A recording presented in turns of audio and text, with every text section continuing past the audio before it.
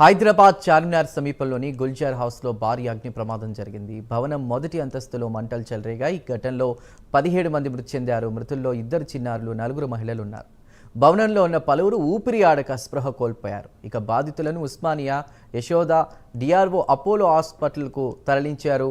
కొందరు ఘటనా స్థలంలో, మరికొందరు ఆసుపత్రుల్లో చికిత్స పొందుతూ మృతి చెందారు. షార్ట్ సర్క్యూట్ వల్లే ఈ ప్రమాదం జరిగినట్లు ఇప్పటికే అధికారులు నిర్ధారించడం జరిగింది. ఘటనా స్థలానికి అగ్నిమాపక, డిఆర్ఎఫ్, జీహెచ్ఎంసీ పోలీస్ సిబ్బంది చేరుకుని సహాయక చర్యలు చేపట్టారు. మంటలను అదుపులోకి తీసుకొచ్చినట్టు తెలుస్తోంది. అయితే భవనంలో ఉన్న మరికొందరిని బయటకు తీసుకొచ్చారు. గుల్జార్ హౌస్ పరిసరాల్లో దట్టంగా పొగ కమ్ముకోవడంతో శ్వాస తీసుకునేందుకు స్థానికులు సైతం ఇబ్బందులు పడ్డారు.